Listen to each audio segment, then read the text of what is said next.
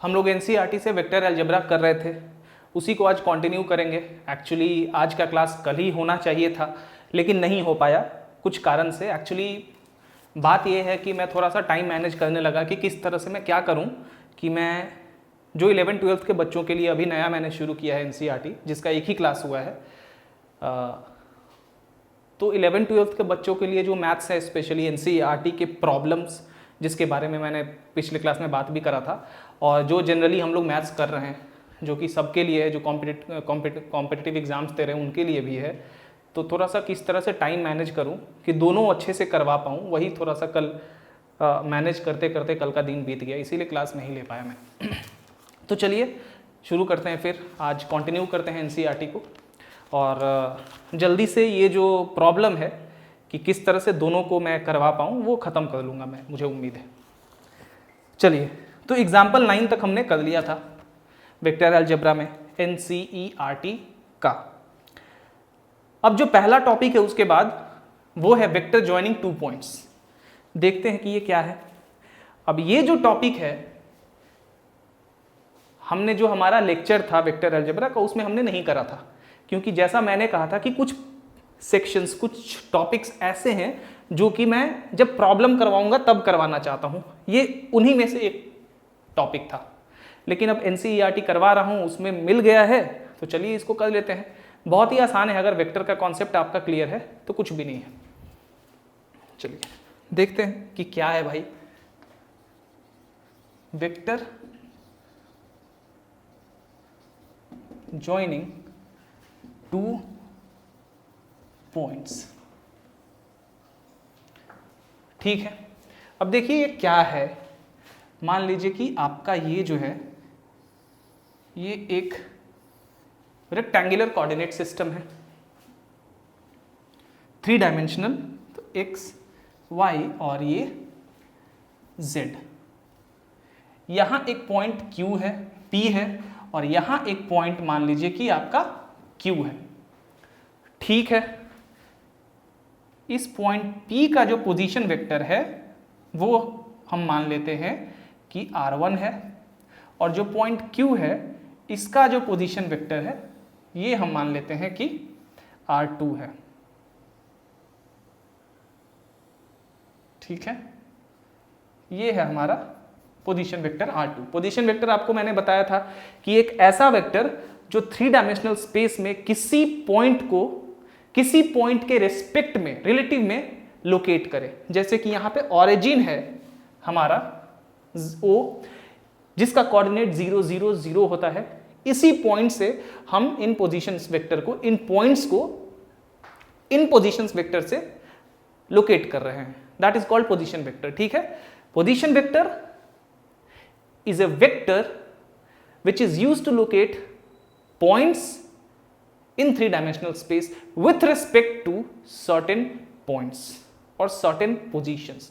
यहां पे वो certain position या certain point क्या है, origin है। इसी के रिलेटिव में इन positions vector को हम, इन points को हम actually space में locate कर रहे हैं, और वो locate हम किसकी मदद से कर रहे हैं, ये जो हमारा position vector है। चलिए, अब ये जो P से Q के तरफ एक हमारा वेक्टर है, ये है वेक्टर PQ। अब P का कोऑर्डिनेट मान लेते हैं कि x1, y1 और z1 है। Q का कोऑर्डिनेट मान लेते हैं कि x2, y2 और z2 है। ठीक है, हमसे पूछा जा रहा है कि ये जो वेक्टर PQ है, वेक्टर PQ है, ये क्या होगा भाई। ठीक है, अब वेक्टर PQ क्या है, आपने इस वेक्टर को देखा, वेक्टर r1 पोजीशन वेक्टर। अब P का कोऑर्डिनेट है तो हमें पता है कि r1 को हम इस तरह से लिख सकते हैं x1i plus y1j plus z1k। Similarly r2 को लिख सकते हैं x2, y2 और z2 के रेस्पेक्ट, z2 को लेके। अब r1 जो था उसका टेल था ऑरिजिन के पास, इसीलिए इस तरह से हम लोगों ने लिखा। r2 का जो टेल था वो भी ऑरिजिन पे था, इसीलिए हमने r2 को इस तरह से लिखा, जैसा कि मैंने बताया है। r2 को भी चलिए लिख ही देते हैं j प्लस z2k। इसीलिए r2 को हमने इस तरह से लिखा, क्योंकि इनका जो टेल है, एक जो पॉइंट है इन वेक्टर्स का, वो ऑरिजिन पे है। बट इस वेक्टर का जो टेल है उसका भी कोऑर्डिनेट 0 0 0 तो नहीं है, यहाँ पे तो कोऑर्डिनेट 0 0 0 था। और जब भी हम पोजीशन वेक्टर को डिफाइन करते हैं, आपके बुक में डिफाइन किया जाता है, तो किस तरह से डिफाइन करते हैं? With respect to origin. किसी भी 3 डायमेंशनल रेक्टेंगुलर कोऑर्डिनेट सिस्टम में ऑरिजिन के रिस्पेक्ट में हम पोजीशन वेक्टर को डिफाइन करते हैं, इसीलिए इस तरह से पोजीशन वेक्टर को लिखा जाता है, जहां कि ये x1 y1 z1 vector r1 के स्केलर कंपोनेंट्स है और x1i y1j z1 के इसी वेक्टर के वेक्टर कंपोनेंट्स है। चलिए, लेकिन यहां पे जो वेक्टर pq है ये थोड़ा सा डिफरेंट है, क्योंकि इसका टेल जो है इसका भी कोऑर्डिनेट भाई x1 y1 z1 है। ठीक है, कुछ फाइनाइट पॉइंट्स हैं इसके कोऑर्डिनेट, उसी तरह q का भी कुछ कोऑर्डिनेट है। तो एक ऐसा वेक्टर जो कि इन दोनों पॉइंट्स को ज्वाइन कर रहा है, वो वेक्टर क्या होगा? ठीक है, अब चलिए वही हमें दिखाना है यहां पे। अगर मान लीजिए p का कोऑर्डिनेट होता 0 0 0, तो ये जो वेक्टर होता क्या हो जाता? सिंपली यही चीज हो जाता, ये वाला। लेकिन चूंकि यहां p का कोऑर्डिनेट भाई कुछ है, ठीक है, तो देखते हैं कि यही हमें निकालना है कि वेक्टर pq का क्या होगा। ऐसा वेक्टर फाइंड हम कर सकते हैं इसकी हेल्प से, इसकी मदद से, जिसका टेल और हेड का कोऑर्डिनेट कुछ पर्टिकुलर पॉइंट्स दिए हुए हैं, कुछ पर्टिकुलर कोऑर्डिनेट्स दिए हुए हों। चलिए, लग रहा है इसका इंक खत्म हो चुका है, इसको यूज करते हैं। चलिए, इसमें कुछ करना नहीं है। अगर ध्यान से इस फिगर को देखेंगे तो जो वेक्टर r2 है वो रिजल्टेंट है वेक्टर r1 और वेक्टर pq का। एडिशन ऑफ वेक्टर्स आपको जाके देखना चाहिए, वेक्टर अलजेब्रा 1 में मैंने बताया है। क्यों है रिजल्टेंट? क्योंकि मान लीजिए अब वेक्टर एडिशन में ऑर्डर कोई मायने नहीं रखता है। मान लीजिए ये थोड़ा सा सीख लेते हैं, काम देगा हमें। मान लीजिए ये 3 वेक्टर, इनको ऐड करना है, तो हम मान लीजिए पहला वेक्टर इसको भी ले सकते हैं, पहला वेक्टर इसको भी ले सकते हैं, पहला वेक्टर इसको भी ले सकते हैं। ठीक है, order doesn't matter in vector addition. अब यहां पे इस वेक्टर को मान लीजिए हमारा पहला वेक्टर है। अब ये जो वेक्टर है इसके हेड से ये वाला PQ वेक्टर स्टार्ट है, इस PQ का जो टेल है वो इसके हेड पे है और हेड यहां पे है। अब जो रिजल्टेंट क्या होता है? रिजल्टेंट एक ऐसा वेक्टर होता है जो पहले वेक्टर के टेल से लेके फाइनल वेक्टर के हेड तक डायरेक्टेड एक नया वेक्टर होता है। तो R2 डेफिनेटली इसका रिजल्टेंट है। तो clearly R2 is the resultant of vector r1 and vector pq। इसलिए vector r2 is equal to vector r1 plus vector pq। कोई दिक्कत नहीं है, हमें निकालना है वेक्टर pq। कर लेते हैं भाई, vector pq is equal to vector r2 minus vector r1। r2 कितना है? x2i plus y2j plus z2k minus x1i plus y1j plus z2k। ठीक है, i को एक साथ लेते हैं तो हो जाएगा x2 माइनस x1i प्लस उसी तरह y2 minus y1j plus z2 minus z1k। ठीक है, यही हमारा रिक्वायर्ड वेक्टर pq हो गया। तो कोई भी एक वेक्टर हो जिसका टेल और हेड का कोऑर्डिनेट दिया हो तो उस वेक्टर को इसी तरह से हम लिख सकते हैं ना। अब अगर हम इसका मैग्नीट्यूड ध्यान से देखें तो क्या होगा भाई?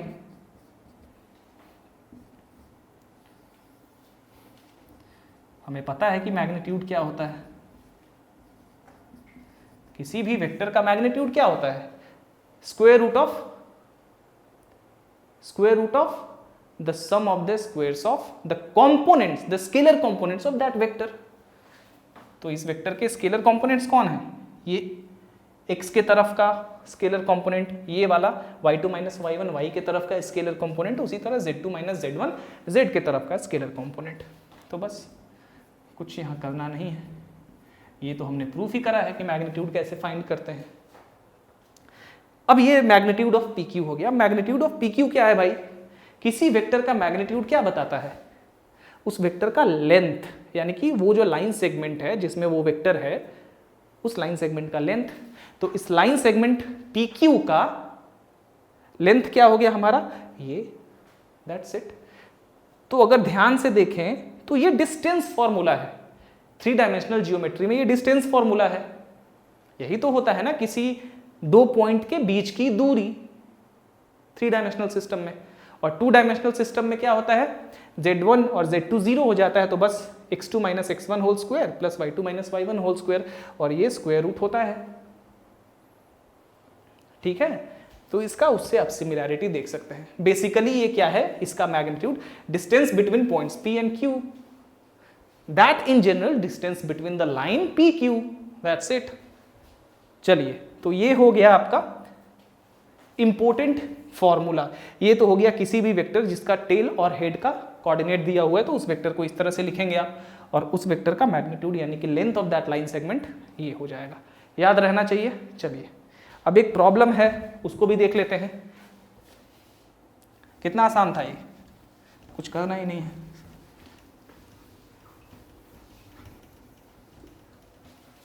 इसीलिए मैंने इस तरह के टॉपिक्स को प्रॉब्लम के लिए रखा था कि जब प्रॉब्लम बताऊंगा तब करवाऊंगा, तब थोड़ा आपका टेस्ट भी हो जाएगा कि आपके कॉन्सेप्ट का क्या हाल चाल है। बट कोई नहीं, चलिए एग्जाम्पल 10 इसके बाद है, देख लेते हैं। Example 10, find the vector, find the vector joining the points P, 2, 3, 0 and Q minus 1, minus 2, minus 4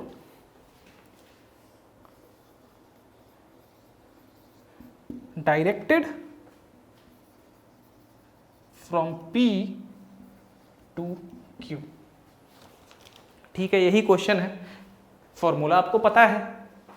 यहां पे भाई कोई वेक्टर है PQ, P से Q की तरफ डायरेक्टेड है, यानी कि वेक्टर PQ, यही वेक्टर हमें निकालना है। क्या होता है भाई, x2 माइनस x1। चलिए फॉर्मूला थोड़ा लिख लेते हैं ताकि याद भी रहे, plus y2 minus y1 plus z2 minus z1 के, यही होता है ना। x2 क्या है यहाँ पे, -1, और x1 2 है तो -2, क्योंकि माइनस पहले से होता है i। y2 है -2 और y1 है 3 प्लस z2 है -4, z1 है 0, -3i -5j -4k, यही हो गया आपका रिक्वायर्ड वेक्टर। नाउ अब अगर आपसे पूछा जाता कि what is the length of the line segment PQ और what is the distance between the points P and Q, तो आप क्या करते हैं कि जो रिक्वायर्ड डिस्टेंस जो है वो इसका मैग्नीट्यूड होता, और मैग्नीट्यूड क्या हो जाता, या तो फॉर्मूला आपको याद ही है ये वाला, लेकिन जब वेक्टर को आपने फाइंड कर लिया तो ये फॉर्मूला क्या लिखना, फिर वही x2 y1 का क्या वैल्यू सब्स्टिट्यूट करना, इसी वेक्टर का तो मैग्नीट्यूड निकालना है। तो -3 square plus -5 square plus -4 square, 9 plus 25 plus 16, 16 9 25, 25 और 25 50 हो गया। ये हो गया length of the line segment PQ या distance between the points P and Q। चलिए आगे बढ़ते हैं। अब जो टॉपिक है वो है section formula. Now this is also one of the topics that I didn't taught you in those lectures. इसको भी आप देख लीजिए ध्यान से। बस यही दोनों ऐसे टॉपिक्स थे जिनको मैंने जानबूझ के नहीं कराया था आपको। सेक्शन फॉर्मूला तो शायद मैं भूल गया था, सेक्शन फॉर्मूला कराना मैं भूल गया था, बट वेक्टर ज्वाइनिंग 2 पॉइंट्स जो है वो मैंने प्रॉब्लम के लिए रखा था। सो चलिए अब सेक्शन फॉर्मूला देखते हैं क्या है भाई। सेक्शन फॉर्मूला आपने कोऑर्डिनेट जियोमेट्री में भी पढ़ा है और यहाँ वेक्टर में पढ़ेंगे। देखते हैं कि क्या सिमिलैरिटी है कोऑर्डिनेट जियोमेट्री वाले सेक्शन फॉर्मूला की, कैसे कोऑर्डिनेट जियोमेट्री वाले सेक्शन फॉर्मूला और यहाँ वाले सेक्शन फॉर्मूला के बीच में, और क्या डिसिमिलैरिटीज हैं दोनों के बीच में। चलिए सेक्शन फॉर्मूला। क्या है भाई सेक्शन फॉर्मूला? चलिए मान लीजिए आपके पास एक वेक्टर है जिसका हेड है पॉइंट Q और जिसका टेल है पॉइंट P। ठीक है, कोई दिक्कत नहीं है। अब मान लीजिए कि जो पोजीशन वेक्टर है ऑरिजिन से, यहां पे ऑरिजिन है, इसको मान लेते हैं हम एक right handed rectangular coordinate system, ऐसे करके। कोई दिक्कत नहीं होनी चाहिए यहां पे भी।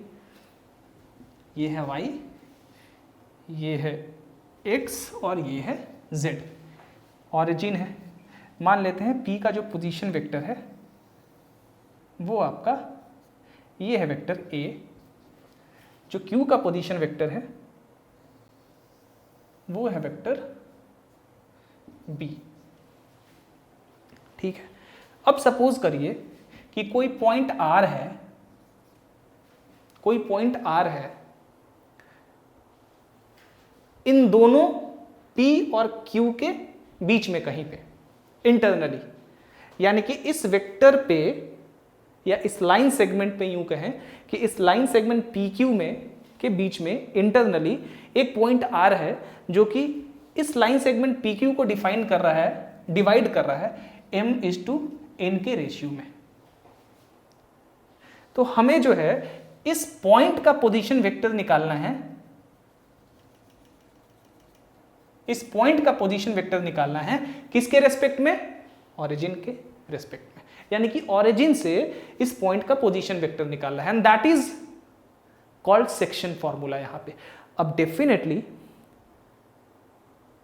R जो है यहां पे इंटरनली डिवाइड कर रहा, हो सकता है कि R एक्सटर्नली भी डिवाइड करे। ठीक है, तो पहले इंटरनली के बारे में बात करते हैं, फिर एक्सटर्नली वाले के बारे में बात करेंगे। अब थोड़ा सा यहां पे समझते हैं कि आप जब कोऑर्डिनेट ज्योमेट्री में सेक्शन फॉर्मूला डिफाइन करते हैं तो वहां पे कैसे करते हैं और क्या करते हैं। हम देख सकते हैं कि यहां पे जो ये R है इसका पोजीशन वेक्टर हमें फाइंड करना है, और वही पोजीशन वेक्टर क्या है? सेक्शन फॉर्मूला के नाम से जाना जाता है वेक्टर अलजेब्रा में। बट कोऑर्डिनेट ज्योमेट्री में इसी पॉइंट का कोऑर्डिनेट हम फाइंड करते हैं बस, और वही कोऑर्डिनेट सेक्शन फॉर्मूला होता है। y कोऑर्डिनेट कुछ, x कोऑर्डिनेट कुछ, दैट्स इट। ठीक है, चलिए तो थोड़ा देखते हैं। अब दो केसेस होंगे, जैसे मैंने कहा, एक बार हो सकता है कि इन दोनों के बीच में R कहीं पे इसको डिवाइड करे m/n के रेशियो में, और अगले केस में दूसरा जो केस आएगा उसमें हो सकता है एक्सटर्नली कहीं पे डिवाइड करे। ठीक है, यानी कि इस लाइन से बाहर, क्योंकि लाइन को प्रोड्यूस किया जा सकता है ना, तो हो सकता है कि वहां पे उसको वो डिवाइड करे m/n के रेशियो में। चलिए थोड़ा सा लिख लेते हैं ताकि आपको ध्यान में रहे।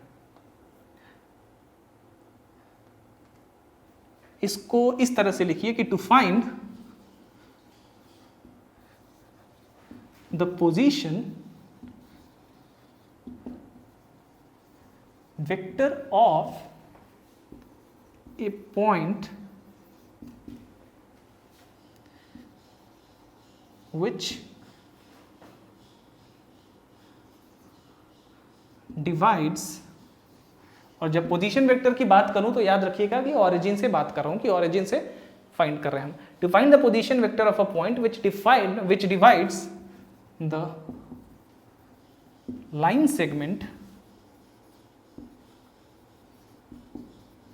PQ, line segment PQ in the ratio m/n। यही यहां पे प्रॉब्लम है हमारे पास, हमारे हाथ में, और इसी को हमें सॉल्व करना है। That is called section formula. इसी प्रॉब्लम को हम सेक्शन फॉर्मूला कहते हैं जब सॉल्व कर लेते हैं। तो चलिए भाई देखते हैं कि क्या होता है। अब यहां m/n, इसके बाद लिख लीजिए कि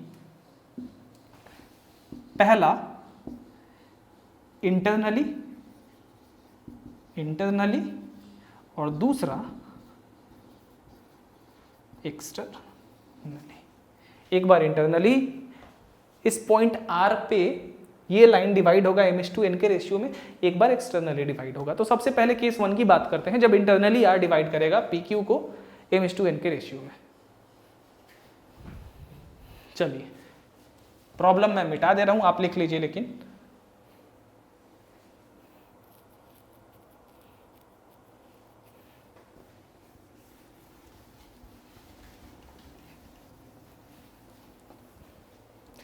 केस 1, पहला केस क्या आएगा हमारा, जब इंटरनली डिवाइड कर रहा है। Case 1, suppose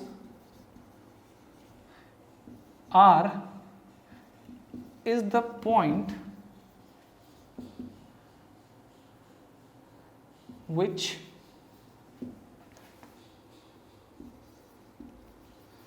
divides PQ internally in the ratio m/n। अब इसका क्या मतलब है, बड़ा इंपॉर्टेंट है। इसका ये मतलब है कि PR divided by RQ is equal to m/n। इसका यही मतलब है अगर सिंपल भाषा में हम कहें तो। अब देखिए इसको हम ऐसे लिख सकते हैं n into PR is equal to m into RQ, कोई दिक्कत नहीं है। इसलिए क्या इसको हम इस तरह से लिख सकते हैं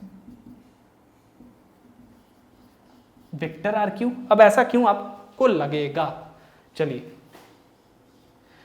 जो स्टूडेंट्स थोड़ा सोचते हैं उनको ये चीज़ लगेगा, जो नहीं सोचेंगे वो तो डायरेक्ट बना देंगे, लेकिन सोचना ठीक है थोड़ा।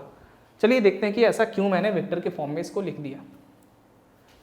देखिए अब हमने तो पढ़ा है ना कि अगर पिछले क्लास में ही देखा था कि अगर दो वेक्टर A और B जो है वो कोलिनियर हो यानी कि पैरेलल हो, तो हम लिख सकते हैं A is equal to lambda into B for some scalar lambda, या फिर B is equal to lambda into A for some scalar lambda.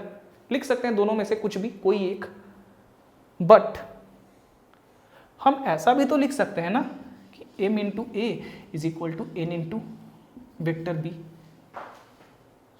नहीं लिख सकते हैं। या फिर ये भी हो सकता है कि लेमडा बराबर m/n हो, ऐसा भी हो सकता है। तो अगर m/n सब्स्टिट्यूट करेंगे इसमें या इसमें, तो आप देख लीजिए क्या होगा। तो इसमें से कुछ भी हम लिख सकते हैं जहां कि m और n जो है अपने हिसाब से एक स्केलर होंगे, इस तरह के स्केलर होंगे जिसको मल्टीप्लाई करने से इस तरह से ये दोनों जो वेक्टर बनेंगे नए वाले वो बराबर हो जाएंगे।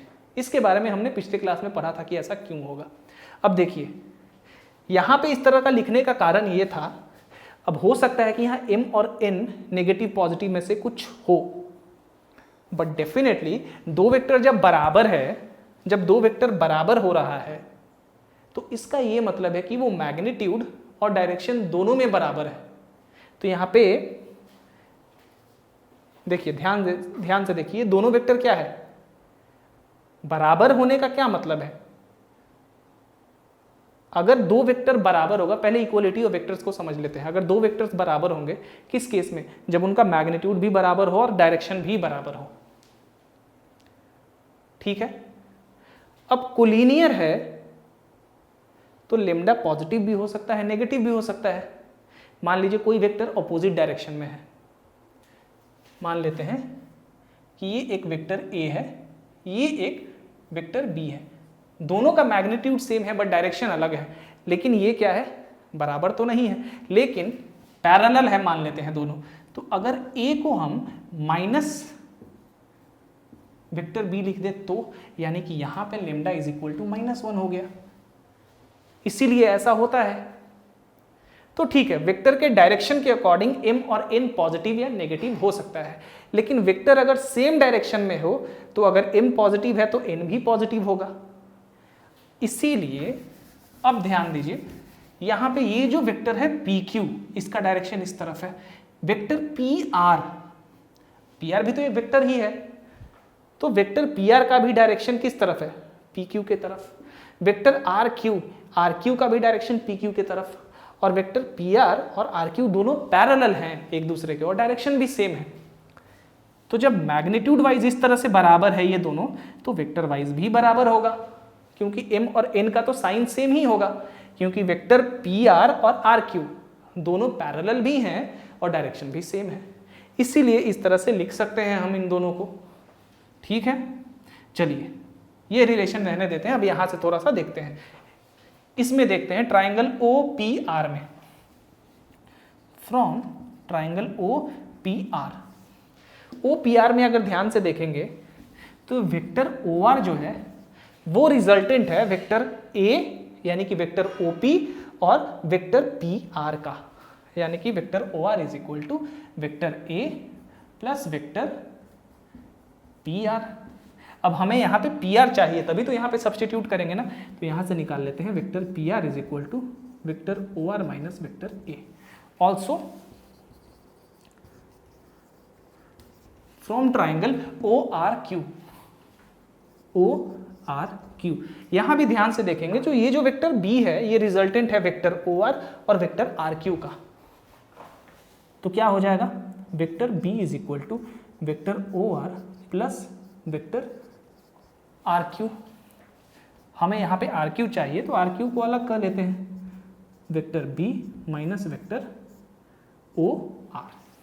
अब यहाँ पे हमें वेक्टर PR के बारे में पता चल गया, वेक्टर RQ के बारे में भी पता चल गया। अब PR और RQ को क्या करते हैं, यहाँ पे सब्स्टिट्यूट कर देते हैं, देखते हैं क्या आता है। चलिए, तो जब PR को हम यहाँ पे सब्स्टिट्यूट करेंगे तो क्या आएगा, N into vector PR is equal to vector OR minus vector A is equal to M into RQ के जगह क्या है vector B minus vector OR। Solve करते हैं, n vector OR minus n vector A is equal to m vector B minus m vector OR। That implies OR को एक तरफ ले आते हैं तो हमारे पास हो जाएगा OR m plus n is equal to m vector B plus n vector A, इसलिए OR इज इक्वल टू क्या हो जाएगा आपका m vector B plus n vector A divided by m plus n।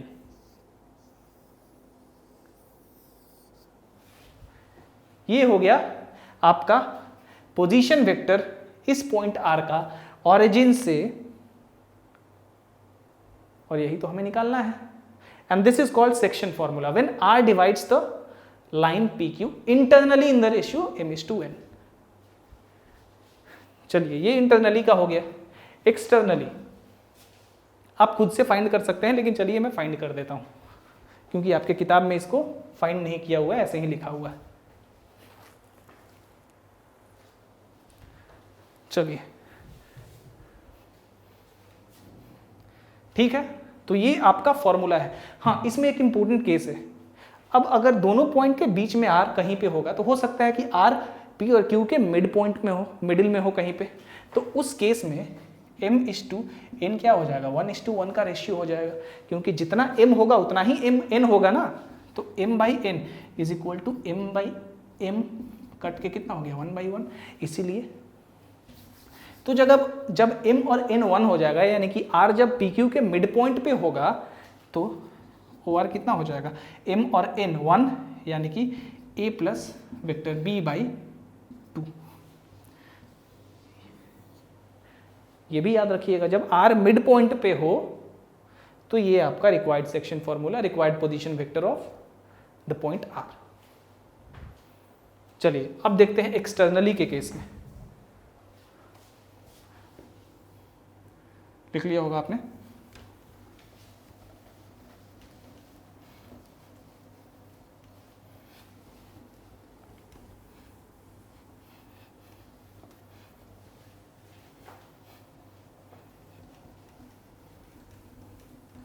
Figure को रहने देते हैं, बस इस चीज को अब इरेज कर देते हैं यहां से। ठीक है, ये पॉइंट अब यहां से हट गया और ये पॉइंट हमारा कहां पे आ जाएगा, इस लाइन को प्रोड्यूस करेंगे, मान लेते हैं कि R कहीं यहां पे आ गया, इस जगह पे। तो अब जो पोजीशन वेक्टर हमें फाइंड करना है वो ये पोजीशन वेक्टर है, ये वाला। ठीक है, और इस बार ये n होगा और ये पूरा यहां से यहां तक m होगा, m/n के रेशियो में। Case two suppose R divides the line segment PQ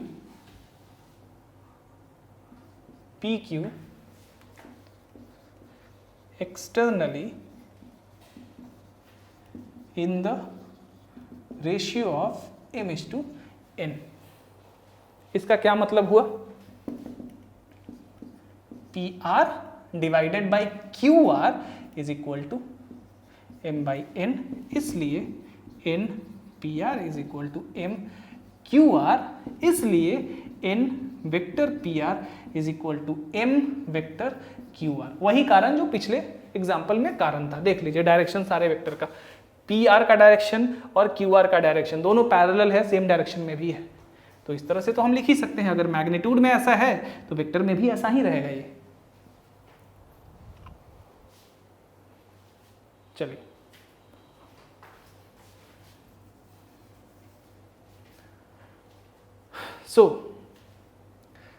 वही चीज यहां भी लगाना है।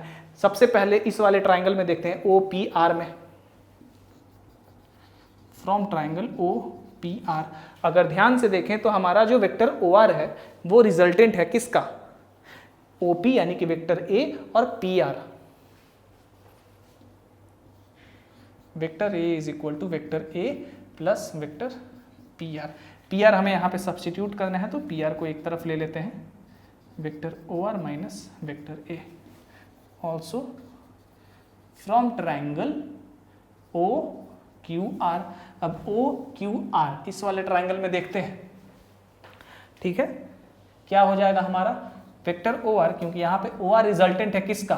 Vector B plus vector B, और QR का रिजल्टेंट OR है। वेक्टर एडिशन याद करिए, हमें क्या चाहिए? QR, तो QR is equal to minus vector B। अब यहाँ पे PR पता है, QR पता है, यहाँ पे सब्स्टिट्यूट कर देते हैं, इसलिए N इंटू PR के जगह OR माइनस A, ये is equal to M into QR के जगह OR minus B, n vector OR minus n vector A is equal to m vector OR minus m vector B। That implies OR को एक साथ ले आएंगे तो हो जाएगा OR m minus n is equal to, इसको इधर लेके आएंगे तो हो जाएगा m vector B minus n vector B, sorry n vector A।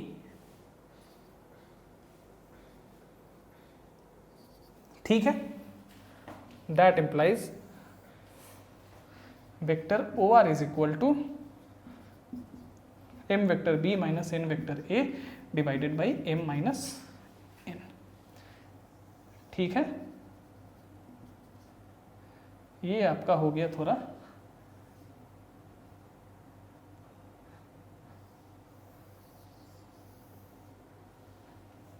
required section formula, required position vector of this point R when it divides externally the line segment PQ in the ratio of m/n।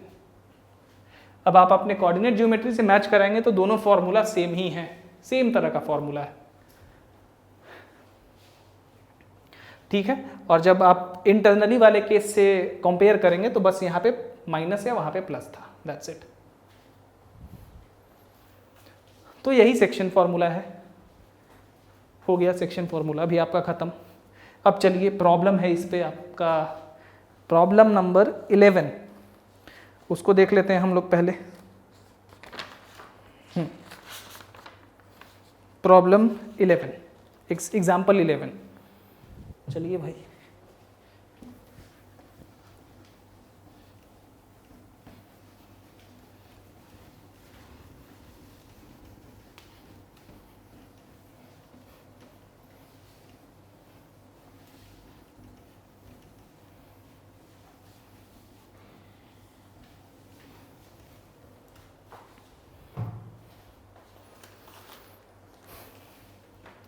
Example 11, आपको problem लिखने की ज़रूरत नहीं है क्योंकि आपके पास NCERT की book होगी ही, आप मैच करा लीजिएगा उससे।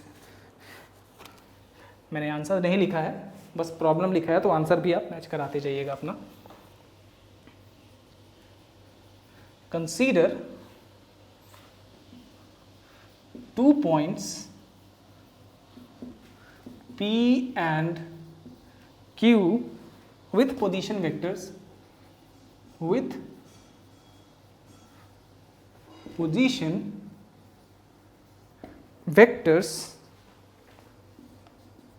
OP is equal to 3a minus 2b and OQ is equal to vector A plus vector B. Find the position vector of a point R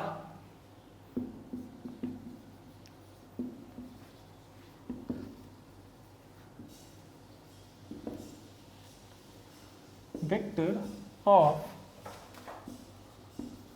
a point R which divides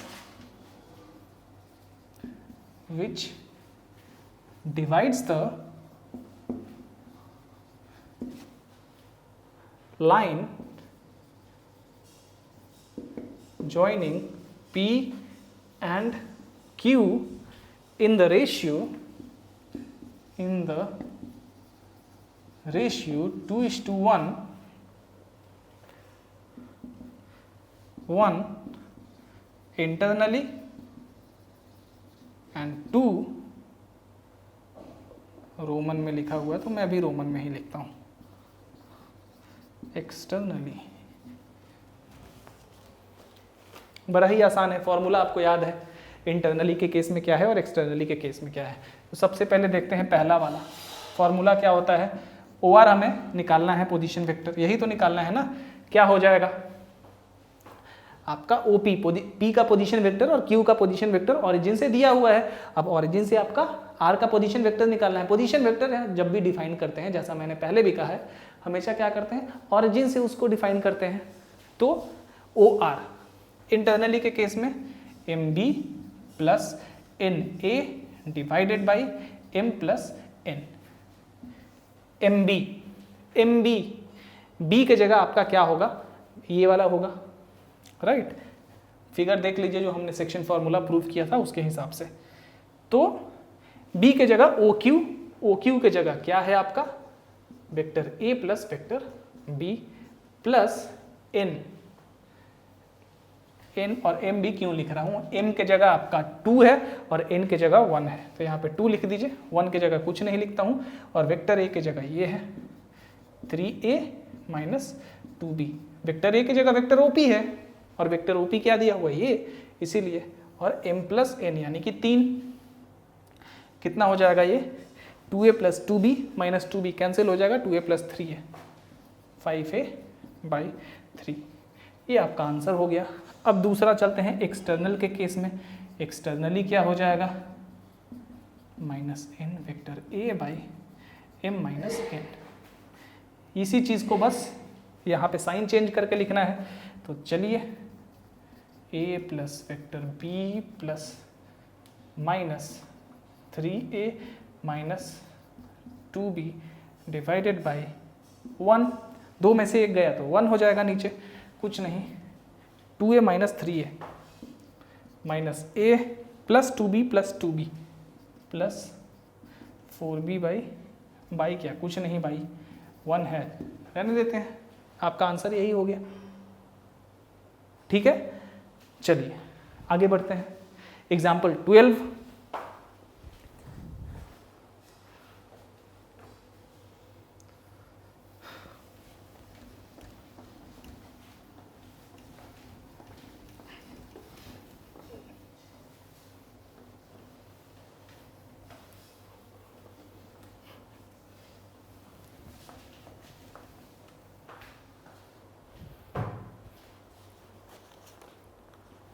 चलिए example 12। show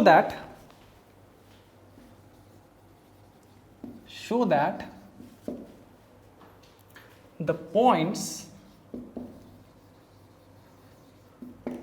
the points a 2i minus j plus k b I minus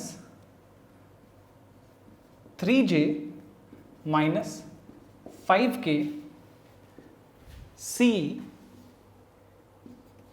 3i minus 4j minus 4k are the vertices of a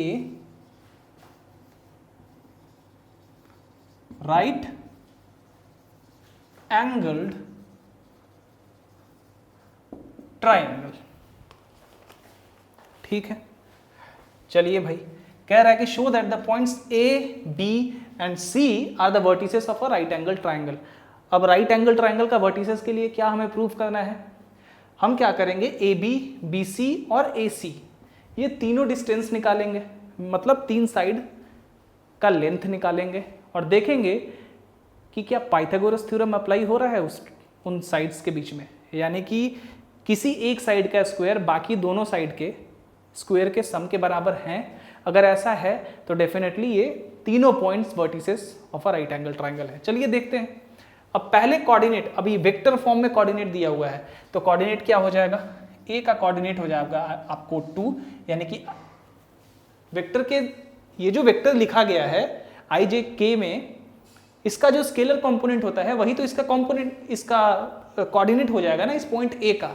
तो इस vector के scalar components कौन से हैं, आई का coefficient 2, जे का coefficient -1, के का कोफिशिएंट 1, उसी तरह बी का 1, -3, -5, उसी तरह सी का 3, -4, -4।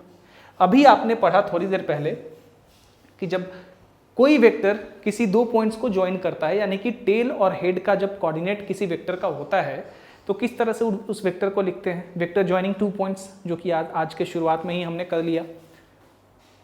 तो वहां से हमने ये भी निकाला कि किस तरह से किसी लाइन सेगमेंट का लेंथ निकालेंगे। पॉइंट P और Q जो वेक्टर का हेड और टेल है, तो उस वेक्टर का मैग्नीट्यूड जो होगा वही उस लाइन सेगमेंट का लेंथ होगा। तो बस यहाँ पे उस लाइन सेगमेंट का लेंथ कर लीजिए। सबसे पहले वेक्टर AB, यानी कि AB का लेंथ निकाल लेते हैं। लेंथ कैसे निकालेंगे, कुछ नहीं भाई, लेंथ निकालने के लिए क्या है, x2 - x1 का whole square plus y2 - y1 का whole square plus z2 - z1 का होल स्क्वायर, स्क्वायर रूट के अंदर। तो direct AB is equal to square root of x2 - x1। x2 क्या है, 1 माइनस x1 -2 का होल स्क्वायर। उसी तरह -3y2 प्लस y1, यानी कि माइनस इंटू माइनस +1 का होल स्क्वायर प्लस -5 - 1 का होल स्क्वायर। क्या हो जाएगा ये, 1 + 4 + 36, और ये हो जाएगा आपका 36 और 5 √41। बट जब दोनों तरफ स्क्वायर करेंगे तो AB² इज इक्वल टू 41 आ जाएगा। सिमिलरली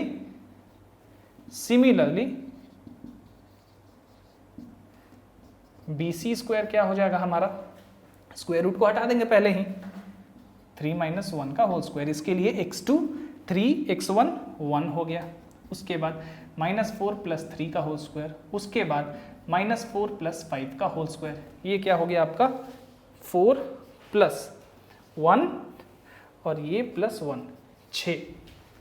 उसी तरह AC² क्या हो जाएगा हमारा, 3 - 2 का होल स्क्वायर प्लस -4 + 1 का होल स्क्वायर प्लस -4 - 1 का होल स्क्वायर। ये क्या हो जाएगा 1 + 9 + 25, यानी कि 35।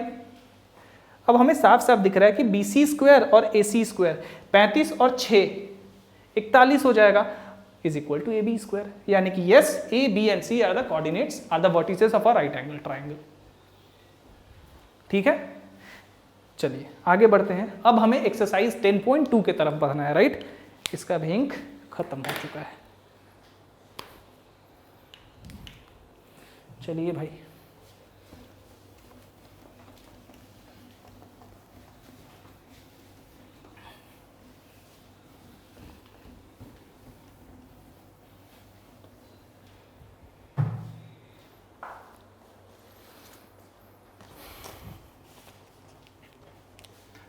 एक्सरसाइज 10.2 सबसे पहला कि compute the magnitude of the following vectors. कुछ वेक्टर्स हैं उनके मैग्नीट्यूड्स कैलकुलेट करने हैं। सबसे जो पहला है वो है a is equal to I plus J plus K. I hope आप सबने अपना बुक खोला हुआ हो। मैग्नीट्यूड इसका क्या हो जाएगा 1 square plus 1 square plus 1 square. इसी वेक्टर का स्केलर कंपोनेंट का स्क्वायर कर दिया मैंने, यानी कि i के कोफिशिएंट का स्क्वायर प्लस j के कोफिशिएंट का स्क्वायर प्लस k के कोफिशिएंट का स्क्वायर √3। इसी तरह से बाकी के दोनों भी आपको बना लेने हैं। चलिए question number 2, write two different vectors having the same magnitude. भाई ये तो दुनिया भर के ऐसे वेक्टर होंगे, इनफाइनाइटली नंबर ऑफ ऐसे वेक्टर्स होंगे। एक एग्जांपल देख लेते हैं।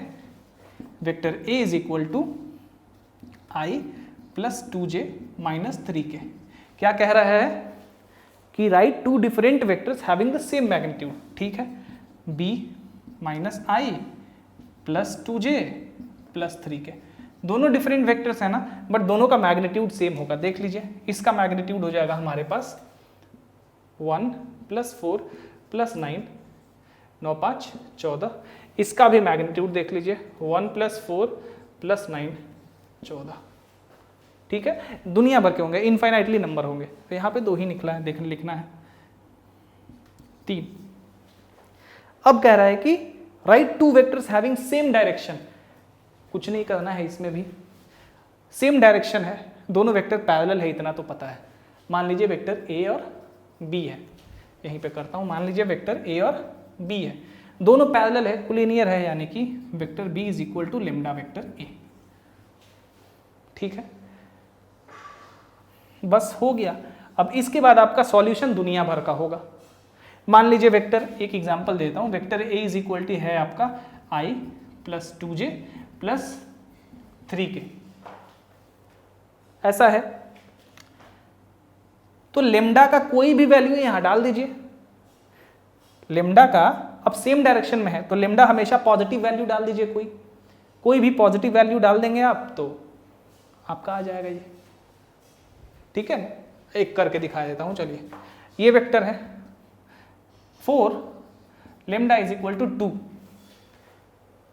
एक तो सेम वेक्टर यही हो गया, a इज इक्वल टू इतना और b इज इक्वल टू भी सेम। यही तो कह रहा है ना कि write two vectors having same direction. दोनों का डायरेक्शन सेम होगा क्योंकि दोनों सेम वेक्टर है। हटाइए, इसको हटाइए। मान लीजिए लेमडा इज इक्वल टू 2 मैं रख देता हूं, तो लेमडा इज इक्वल टू 2 यहां रख दूंगा तो vector b is equal to क्या होगा 2 इंटू वेक्टर i जो a का वैल्यू है plus 2j plus 3k is equal to 2i plus 4j plus 6k। ये वेक्टर किस डायरेक्शन में होगा? डेफिनेटली जिस तरफ a का डायरेक्शन है। कुछ नहीं है, ऐसे दुनिया भर के ऐसे भी वेक्टर होंगे, ऐसे भी इनफाइनाइटली नंबर ऑफ वेक्टर्स होंगे। ठीक है, तो कोई 2 लिखने का क्या मतलब है? एक एग्जांपल मैंने आपको दिखा दिया। चलिए आगे बढ़ते हैं।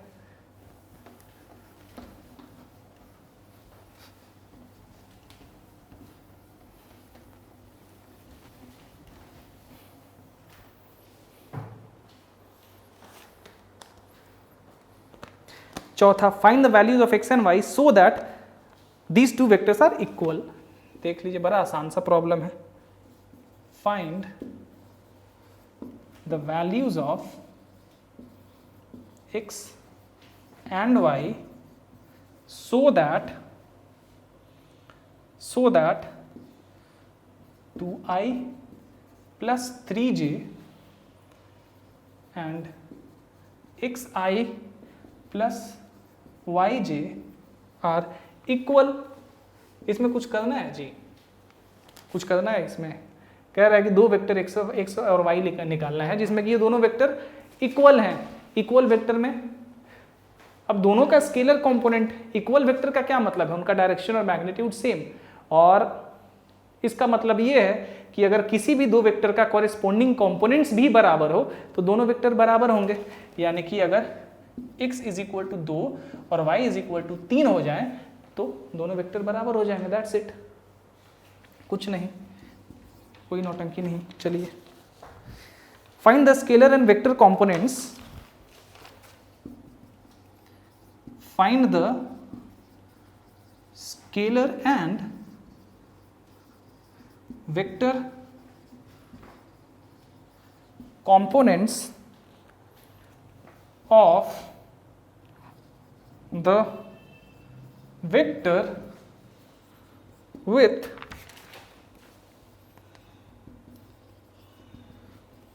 initial point 2 1 and terminal point -5 7। ठीक है,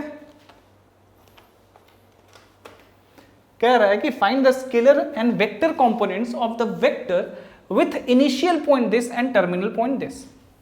अब यहाँ पे 2 डायमेंशनल में फिगर है तो कुछ भी नहीं करना है। मान लीजिए P है मेरा कॉर्ड 2 और 1 और Q है मेरा -5 और 7। अभी आपने पढ़ा कि वेक्टर PQ क्या होता है भाई, x2 - x1 का I plus y2 - y1 j plus z2 - z1 k। अब यहाँ पे z2 z1 तो है ही नहीं, तो ये खत्म हो गया, हमारा कहानी ही इसकी खत्म।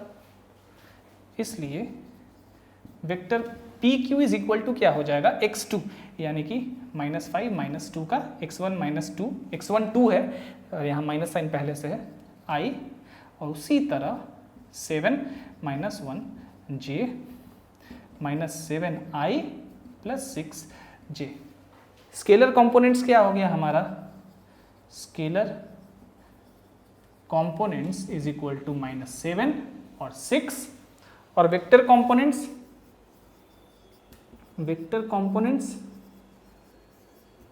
Is equal to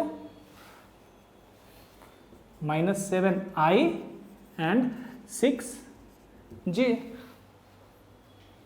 that's it. चलिए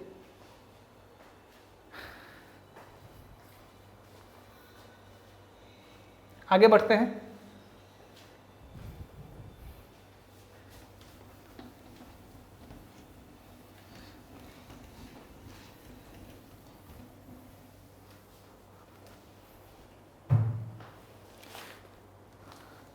क्वेश्चन नंबर 6,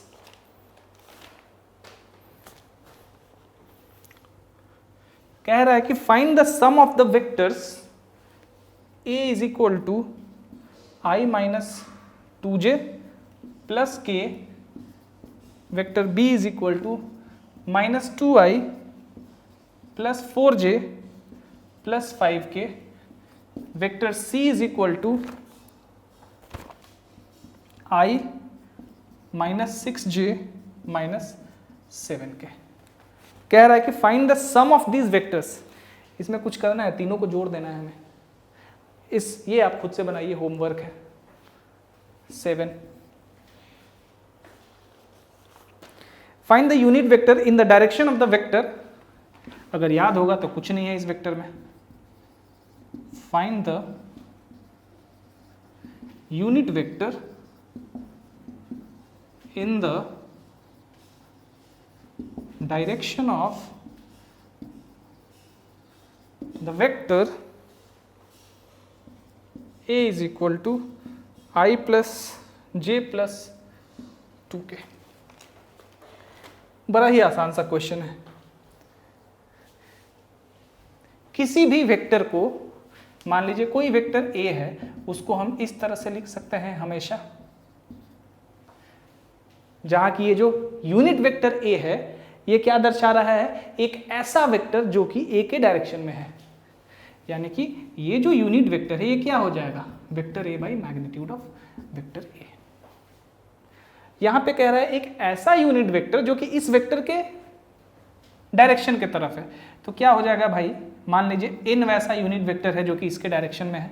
तो इस फॉर्मूला को देखिए, यूनिट वेक्टर, इस फॉर्मूला को नहीं, उससे ज्यादा इंपॉर्टेंट है कि try to define unit vector. जब यूनिट वेक्टर को इसी तरह से हम तो दर्शाते हैं ना, उसके बाद आपको डेफिनेशन पता है, आप अपने आप ये फॉर्मूला आपके दिमाग में आ जाएगा, इसका मैग्नीट्यूड। ठीक है, मान लेते हैं कि इन एक ऐसा यूनिट वेक्टर है जो कि वेक्टर ए के तरफ डायरेक्टेड है, यानी कि वेक्टर ए को हम मैग्नीट्यूड ऑफ ए इनटू इस यूनिट वेक्टर के तहत ऐसे लिख सकते हैं, रिलेट कर सकते हैं। तो यहां से यूनिट वेक्टर क्या हो जाएगा, i plus J plus 2k।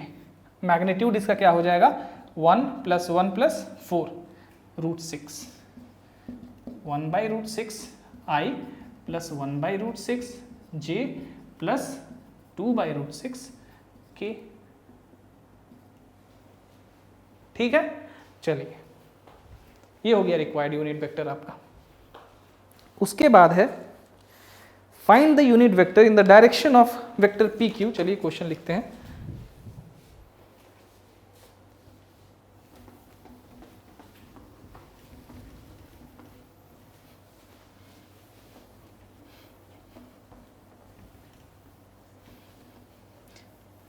Live class जब लेना शुरू करूंगा तो इतना बोर्ड पे नहीं लिखूंगा, आप किताब खोल के रखिएगा और उसके बाद बस मैं क्वेश्चन को रीड करता जाऊंगा, तो उस तरह से ज़्यादा आसानी होगी। चलिए question number 8, find the unit vector, find the unit vector in the direction of PQ where P and Q are the points 1, 2, 3 and 4, 5, 6 respectively. देख लीजिएगा पॉइंट सही है ना, अगर नहीं भी सही है तो मेथड तो यही रहेगा। ठीक है, तो कुछ करना है इसमें जी। Vector P Q is equal to क्या है, 4 - 1 i x2 - x1 i plus y2 - y1 j plus z2 - z1 k।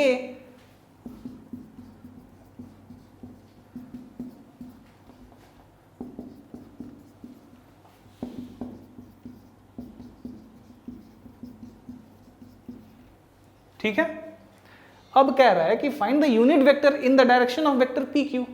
अभी अभी आपने देखा, मान लीजिए u एक ऐसा यूनिट वेक्टर है जो कि पी क्यू की तरफ डायरेक्टेड है। कोई दिक्कत है?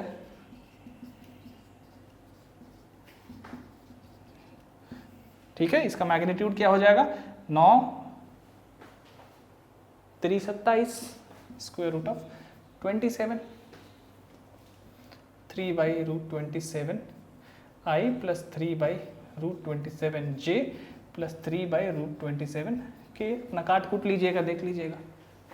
√27 को कितना लिख सकते हैं, 3 × 3 × 3, यही तो लिख सकते हैं ना। देखिए इसका मैग्नीट्यूड मैंने क्यों लिखा इतना, 3 का स्क्वायर प्लस 3 का स्क्वायर प्लस 3 का स्क्वायर, 9 9 18 9 27 बस। चलिए इसको मैं पूरा सॉल्व ही कर देता हूँ। अब देखिए 3 × 3 × 3, एक जोड़ा जब होगा तो एक बाहर निकल जाएगा, तो यहाँ 3√3 i, उसी तरह प्लस 3/3√3 j प्लस 3/3√3 के। बाहर निकाल लीजिए 1/√3 सब में से, i प्लस j प्लस के, आंसर। ठीक है, चलिए आगे बढ़ते हैं। Question number 9,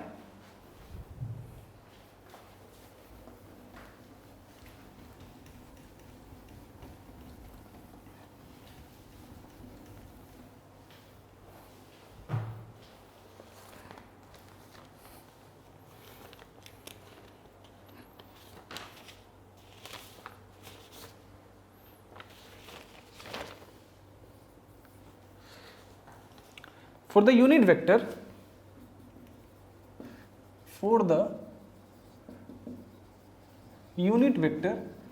A is equal to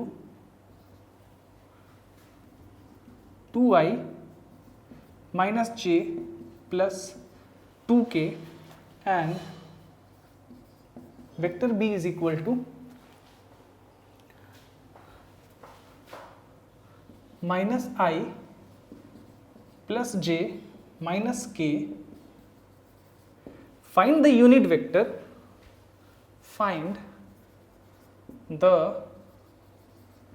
unit, एक मिनट, ये फॉर द यूनिट वेक्टर है कि फॉर द वेक्टर्स है? एक मिनट, थोड़ा ये प्रॉब्लम मैं मैच करा लूं, कहीं गलत तो नहीं लिख दिया है मैंने.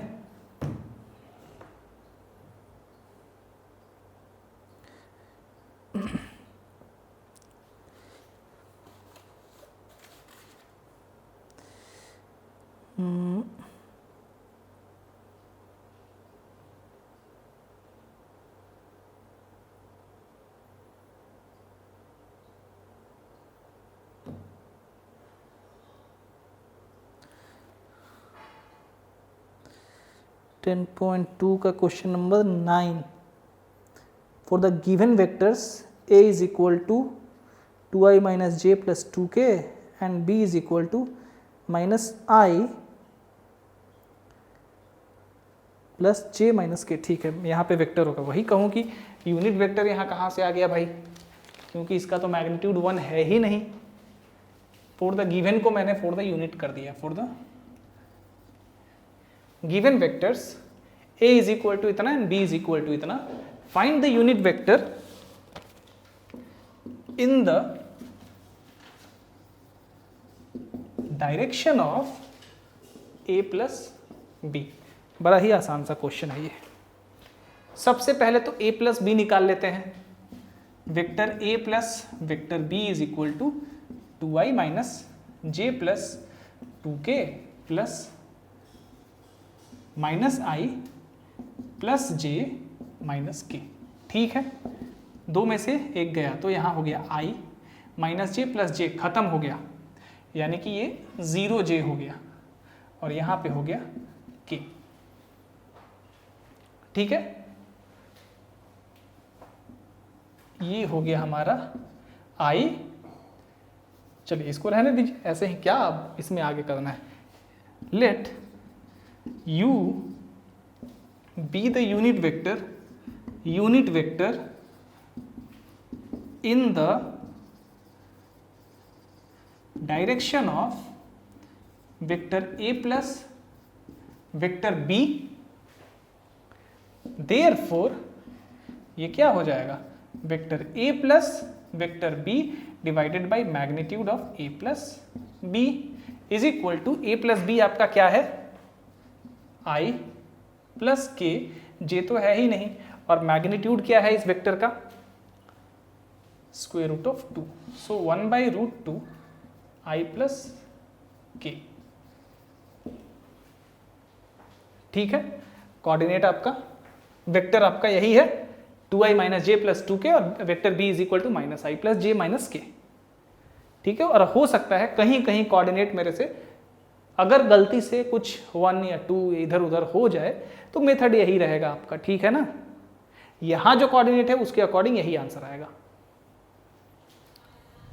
तो हो सकता है लिखने में कहीं गलती हो जाए, जैसे कि इससे पहले वाले प्रॉब्लम में मैंने यूनिट को गिवन को यूनिट लिख दिया था, वो तो पकड़ में आ गया इसी क्वेश्चन में. तो इसी में तो यहाँ गिवन था, मैंने यूनिट लिख दिया था, तो देखते ही पकड़ में आ गया कि यूनिट वेक्टर का मैग्नीट्यूड 1 होता है, बट यहाँ पे तो आ ही नहीं रहा.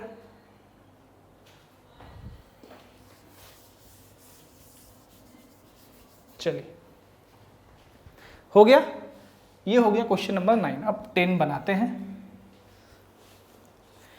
Find the vector in the direction of the vector इतना which has a magnitude of 8 units. Example 7 मैंने आपको बताया है, उसी तरह से इसको आप बनाइए. आपको 2 तरीके इसके बताए हैं मैंने, आपको दोनों तरीका यूज करके आपको इसको बना लेना है. ठीक है, एग्जाम्पल 7 देखिए, पिछले क्लास में मैंने बताया है आपको, सेम वही क्वेश्चन है, सेम वही क्वेश्चन. तो एग्जाम जो ये 10वां नंबर है, ये आपका होमवर्क है. Try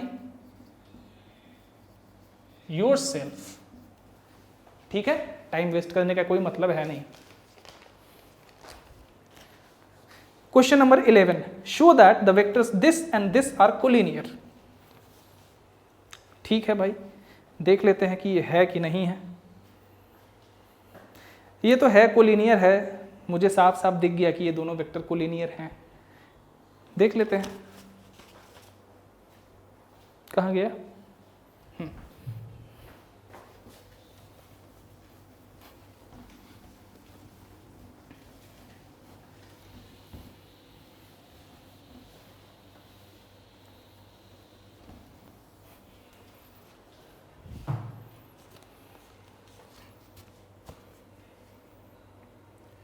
eleven,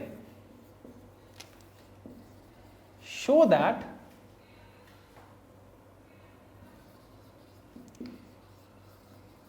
the vectors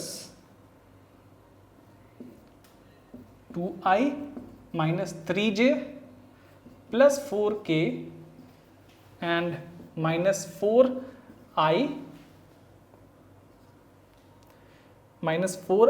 plus 6j minus 8k are collinear.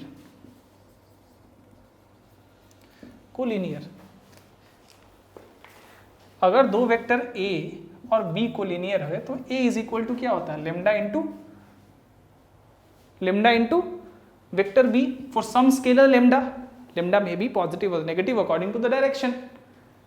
अब यहां पे देखिए, मान लेते हैं vector a is equal to 2i minus 3j plus 4k and vector b is equal to minus 4i plus 6j minus 8k। मैंने क्यों कहा, देखते हैं कि ये कोलिनियर है। यहाँ से आप कॉमन ले लेंगे -2, तो कितना आएगा आपका 2i minus 3j minus 8k, यानी कि -2 इंटू वेक्टर a। नहीं लिख सकते हैं, ये वेक्टर a और ये -2, यानी कि यहाँ पे लेमडा के केस में क्या है, -2 है। डेफिनेटली इसको हम कोलिनियर अगर दोनों वेक्टर है तो लेमडा इंटू ए भी तो लिख सकते हैं ना, ठीक है। Since vector b is equal to lambda into vector a for lambda is equal to -2, ठीक है। चाहे इसको ऐसे लिखिए, vector b is equal to -2a for, bracket में लिख लीजिए ताकि आपको याद रहे, लेमडा इज इक्वल टू -2। इसलिए a and b are collinear, that's it, ठीक है। ये आपके एग्जाम में आपको नहीं लिखना है, मैंने आपके लिए ये लिख दिया कि आपको याद रहे कि लेमडा कोई स्केलर है जो -2 है। यहां पे आगे बढ़ते हैं, क्वेश्चन नंबर 12।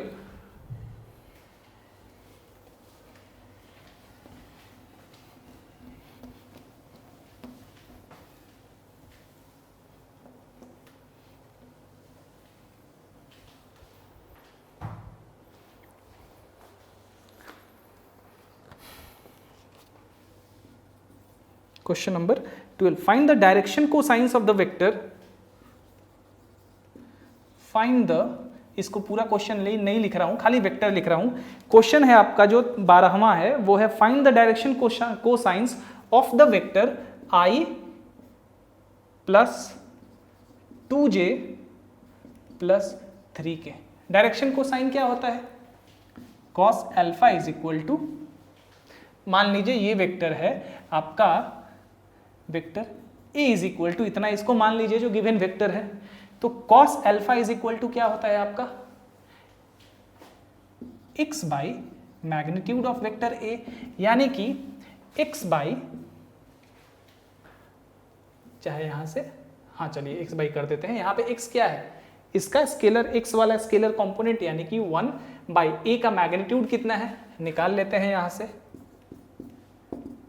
1 प्लस 4 प्लस 9 यानी कि √14, ठीक है। 1 बाई √14 है। हमें क्या निकालना है, डायरेक्शन कोसाइंस, तो ये एक डायरेक्शन कोसाइन आ गया, उसी तरह cos beta direction cosine by the way क्या होता है, cosines of the angles alpha beta and gamma which a vector makes with the positive direction of x, y and z axis respectively. चलिए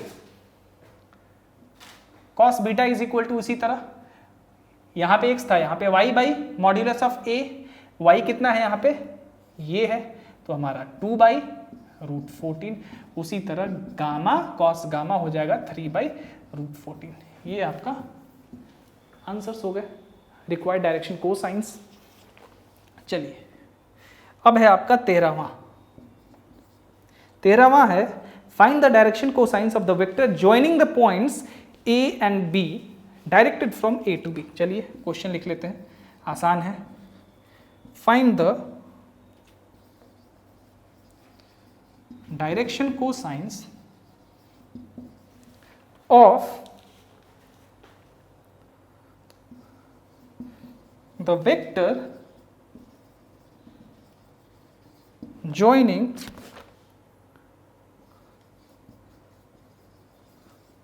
the points a 1 2 minus 3 and b minus 1 minus 2 1 directed from a to b। बहुत ही आसान question है ये, ठीक है, काफी आसान question है ये। सबसे पहले तो आपने आज के क्लास के शुरू में ही पढ़ा है कि जो वेक्टर ए बी होगा हमारा वो क्या होगा भाई, x2 minus x1 i, x2 यानी कि -1 और x1 यानी कि 1, ठीक है, i प्लस उसी तरह -2 j, उसी तरह 1 plus 3 k -2i -4j plus 4k। हमसे क्या पूछा जा रहा है, find the direction cosines of the vector joining the points a and b। इस वेक्टर का डायरेक्शन कोसाइंस, अब ये मैं आपके ऊपर छोड़ता हूं कि डायरेक्शन कोसाइन अब कैसे निकालिएगा, ट्राई टू फाइंड इट, ठीक है। ये भी आपका direction cosines, find yourself the direction cosines of vector A B. अभी हमने देखा किस तरह से कोई वेक्टर दिया हुआ हो तो उसका डायरेक्शन कोसाइन कैसे निकालते हैं। चलिए ये आपको खुद बनाना है। आगे बढ़ते हैं, क्वेश्चन नंबर 14।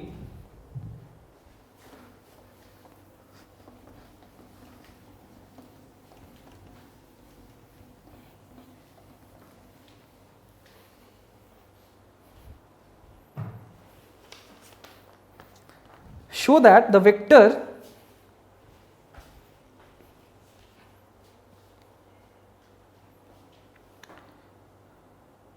अब यहां पे जो क्वेश्चन है ये बड़ा ही आसान सा क्वेश्चन है।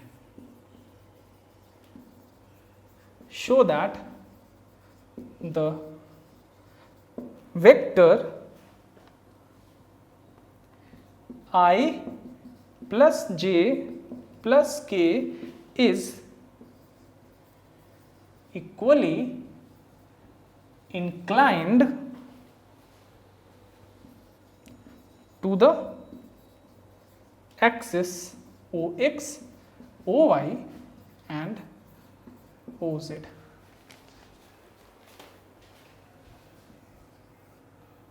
ठीक है, ये हमारा कोऑर्डिनेट सिस्टम होता है x, y और z, ऐसे ही होता है। चलिए i, j और k वेक्टर मान लीजिए हमारा जो गिवन है वो है i plus vector j plus vector k। पूछ रहा है कि शो करिए कि जो ये वेक्टर है वो इक्वली इंक्लाइंड है x एक्सिस, y एक्सिस और z एक्सिस से। थोड़ा सा आप दिमाग इसमें लड़ाइएगा तो आपने देखा है कि डायरेक्शन कोसाइंस किसको कहते हैं, कोई vector positive direction of x, y and z से जो एंगल बनाता है उन्हीं एंगल्स के जो कोसाइंस होते हैं वही डायरेक्शन कोसाइंस होते हैं। चलिए भाई, सबसे पहले अगर सबका कोसाइन सेम आ गया, डायरेक्शन कोसाइन अल्फा बीटा और गामा के लिए, तो यानी कि इक्वली इंक्लाइंड है। कॉस अल्फा x के तरफ क्या हो जाएगा, इसका मॉड्यूलस यानी कि इसका मैग्नीट्यूड कितना है, स्क्वायर रूट ऑफ 3, x यानी कि 1, इसका x कॉम्पोनेंट बाई रूट 3, उसी तरह कॉस बीटा भी देख लीजिए 1/√3, कॉस गामा भी देख लीजिए 1/√3। इसका क्या मतलब है, तीनों का डायरेक्शन कोसाइन सेम है, मतलब तीनों का जो अल्फा बीटा और गामा एंगल होगा वो तीनों सेम होगा, तभी तो ऐसा आ रहा है ना। तो जब तीनों सेम है दैट मीन्स क्या, OX, OY और OZ से यानी कि XYZ एक्सिस से ये गिवन वेक्टर जो है हमारा इक्वली इंक्लाइंड है, उतना ही झुकाव है सारे एक्सिस के तरफ। चलिए question number 15,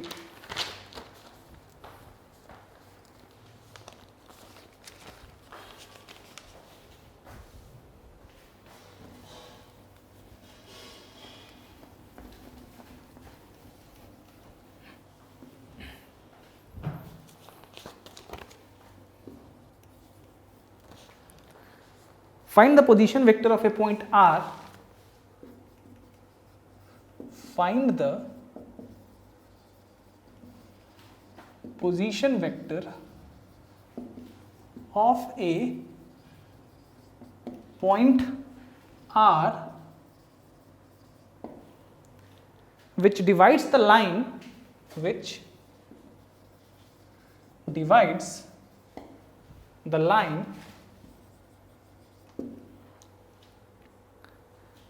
joining 2 points P and Q whose position vectors are I plus 2j minus k and minus I plus j plus k respectively in the ratio 2:1, 1 internally and 2 externally. ये problem आपको खुद से बनाना चाहिए। कह रहा है कि find the position vector of a point R which divides the line joining the points P and Q whose position vectors are this and this respectively in the ratio 2:1। अब इसमें तो कुछ मुझे बताना ही नहीं पड़ेगा आपको। P का कोऑर्डिनेट कितना दिया हुआ है, 1, 2 और -1, और Q का कोऑर्डिनेट कितना दिया हुआ है, -1, 1 और K, यहाँ भी 1। कोऑर्डिनेट का वैसे कोई काम नहीं है, मैंने जानबूझ के लिखा है। इंटरनली सेक्शन फॉर्मूला यहाँ पे साफ साफ हमें दिख रहा है, क्योंकि कोई पॉइंट है जो कि PQ को डिवाइड कर रहा है 2:1 के रेशियो में, सेक्शन फॉर्मूला लगाएंगे। इंटरनली जब डिवाइड करेंगे तो क्या होगा हमारा, चलिए पहले वाले केस में हमें निकालना क्या है, OR यानी कि पोजीशन वेक्टर OR मान लेते हैं। ऑरिजिन से मान लीजिए पोजीशन वेक्टर है, जैसा कि मैंने बताया था। वेक्टर OR क्या होता है, MB plus NA by M plus N। M यानी कि 2 है और वेक्टर B यानी कि ये वाला वेक्टर, यही वेक्टर तो B है ना।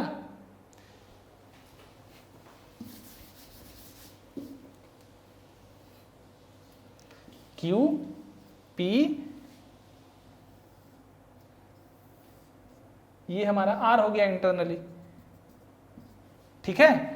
ये वेक्टर A, ये वेक्टर B, ये वेक्टर OR, ये हमारा origin, right.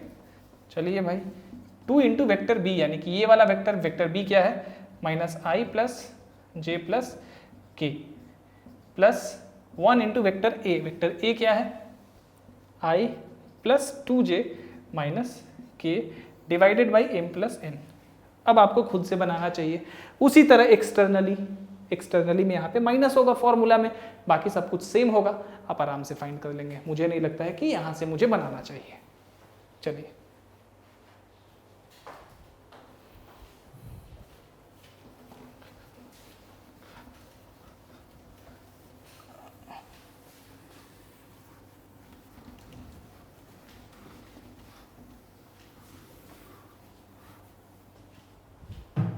Question number 16,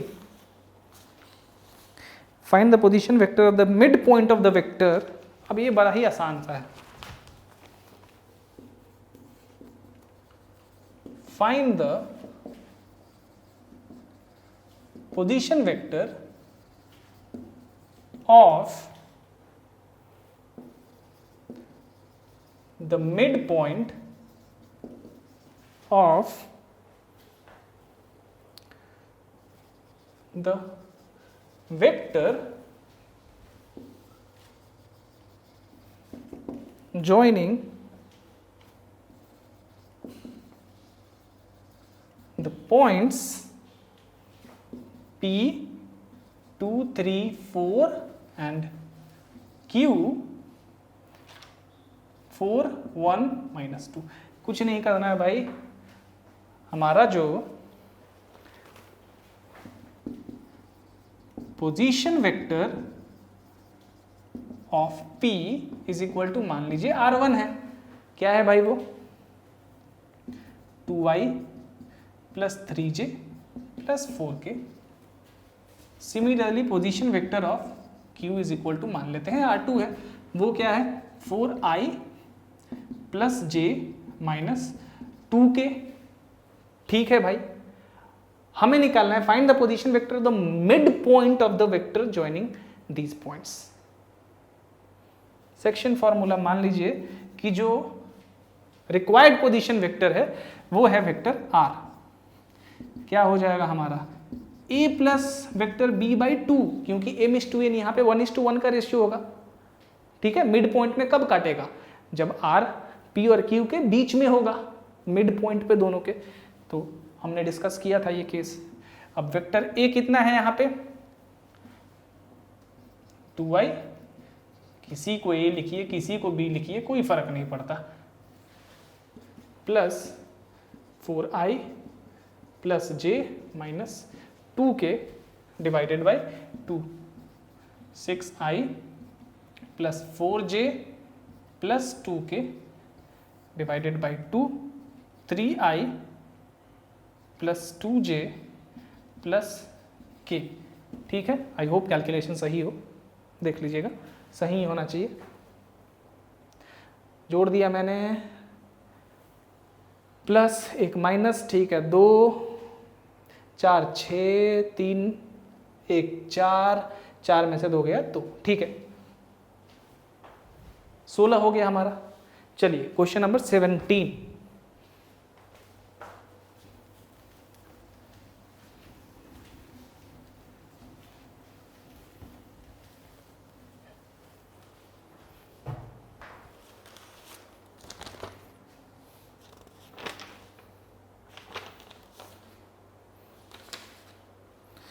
question number 17,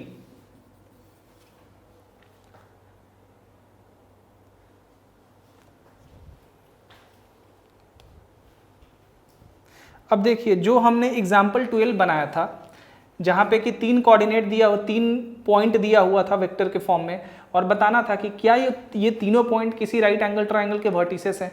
वही काम यहां भी करना है हमें। तो question number 17 same as example 12, इसीलिए ये होमवर्क है, ट्राई योरसेल्फ। अब देखिए मैं सारे प्रॉब्लम तो आपको डेफिनेटली डिस्कस कर रहा हूँ, सॉल्व भी कर रहा हूँ, बट दैट डजंट मीन कि आप प्रॉब्लम छापते चले जाए बिना समझे।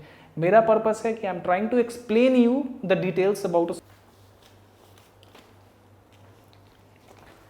ओके, बीच में एक्चुअली मैंने जो कैमरा का जो स्विच है, एसी स्विच, उसको ऑफ करके रखा था, तो बैटरी ख़त्म हो गया उसका, इसीलिए मुझे थोड़ा उसको चेंज करना पड़ा अभी बीच में, सॉरी फॉर दैट। नाउ तो मैं क्या कह रहा था कि मैं सारे प्रॉब्लम्स को डेफिनेटली डिस्कस कर रहा हूँ, डिटेल में कर रहा हूँ, बट दैट डजंट मीन कि आप इसको देख के छापते चले जाएं। ठीक है, you have to understand the essence of a problem, you have to understand the essence of the concept and only thereafter try to solve it.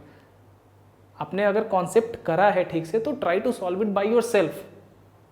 ठीक है, फिर आप आके एक्सप्लेनेशन देखें इसका, या तो फिर लेकिन एक्सप्लेनेशन देख लें और देखने के बाद खुद से ट्राई करो सॉल्व करने का, यहाँ से नहीं।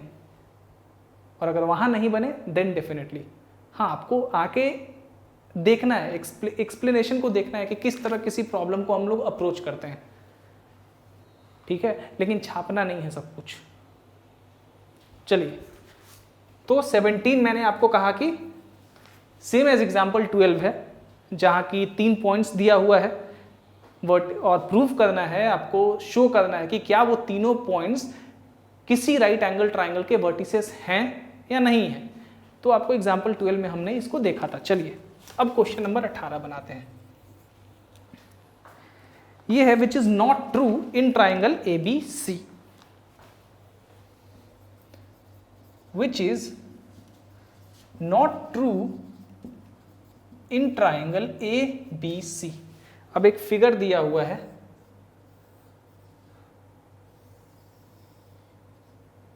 इस तरह करके ABC।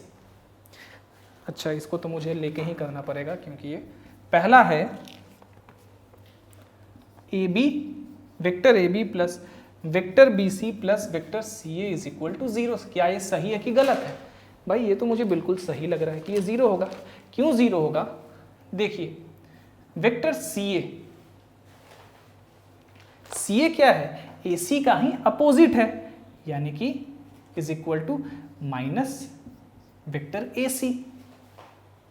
यही तो CA है ना, क्योंकि अगर इसी को हम इस तरह उल्टा कर दें तो ये हो जाएगा इस वेक्टर का ऑपोजिट, यानी कि minus vector AC, that is vector CA। तो अगर हम देखें तो vector AB plus vector BC, बस लेफ्ट हैंड साइड को देखिए, CA is equal to minus AC।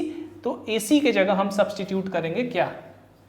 AC क्या है? रिजल्टेंट है किसका? Vector AB plus vector BC का। तो vector AB plus vector BC 0 सही है, ये ट्रू है। 2 AB plus BC minus AC, भाई ये भी सही है। AB plus BC minus AC is equal to 0, definitely. फिर यही माइनस AB प्लस BC हम सब्सटीट्यूट करेंगे, कटकुट के 0 हो जाएगा। तीसरे में पता नहीं, NCERT सेम ही दिया है, क्यों दिया है मुझे नहीं पता है, तो वो भी सही है। तीसरा भी ट्रू है और उसको फॉल्स भी लिखा है आंसर में, मुझे नहीं समझ में आ रहा है कि क्यों। चौथा, AB minus CB plus CA is equal to 0, क्या ये सही है? चलिए देख लेते हैं। माइनस CB का क्या मतलब है? माइनस CB का मतलब है वेक्टर BC, यही तो मतलब है ना। क्या है भाई?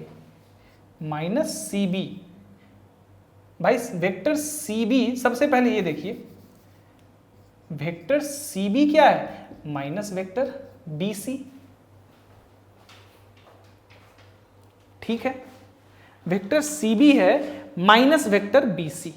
चलिए, तो यहां पे हम वेक्टर AB और माइनस और CB को हम लिख सकते हैं minus vector BC plus vector CA। तो AB प्लस वेक्टर BC और CA, भाई ये तो पहले में प्रूफ किया है कि ये सही है, ये 0 होगा, ये भी सही है हमारा। तो यहाँ पे ऑल ट्रू। अब पता नहीं C का क्या केस है, मुझे नहीं पता है, कुछ गलती यहाँ AC के जगह कुछ और लिखना चाहिए था, मे बी यहाँ CA लिखना चाहिए था AC के जगह C में, तब ये फॉल्स हो जाता, लेकिन उसने AC लिखा है NCERT ने, मुझे नहीं पता है। चलिए ये हो गया 18। उसी तरह 19 में अब चलते हैं, आगे बढ़ते हैं।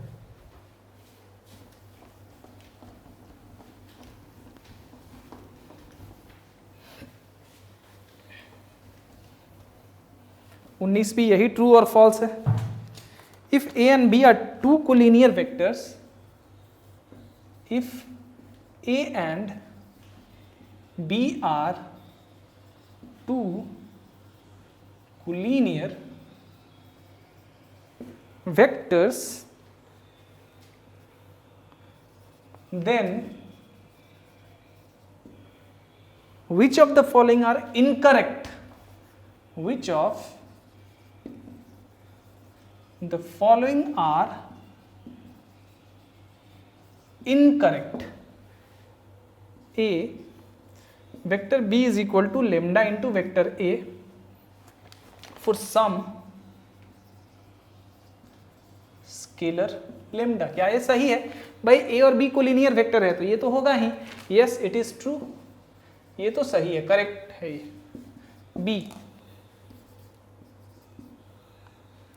Vector a is equal to plus minus vector b, क्या ये सही है? आपको लगेगा सही है क्योंकि हाँ भाई lambda is equal to plus या -1 होगा तो ये तो सही है। बट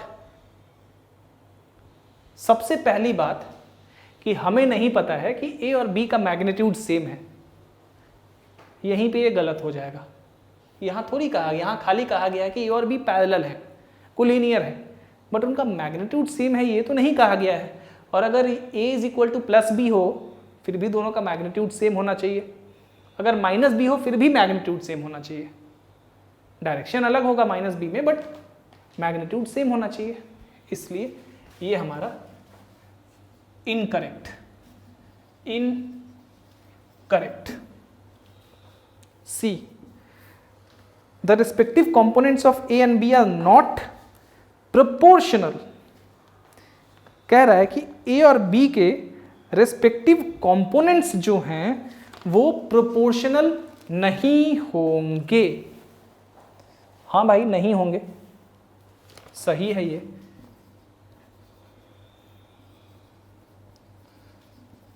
बताता हूं क्यों। Respective components of a and b are not proportional. देखते हैं सही है कि नहीं है, अभी मैं भी नहीं जानता हूं। चलिए अब दोनों पैरेलल वेक्टर हैं, ठीक है। मान लेते हैं कि B कोई वेक्टर इस तरह से है, ठीक है, और A भी कोई वेक्टर है इसी तरह से, ठीक है। ये A है, ये B है। अब यहाँ पे डायरेक्शन सेम है, एक केस डायरेक्शन ऑपोजिट होगा, एक केस सेम होगा, क्योंकि है तो पैरेलल आखिर में दोनों। तो क्या दोनों के कंपोनेंट्स प्रोपोर्शनल होंगे? देख लेते हैं भाई कि प्रोपोर्शनल होंगे कि नहीं होंगे। जब दोनों का जो साइड है, दोनों का जो डायरेक्शन है वो सेम होगा।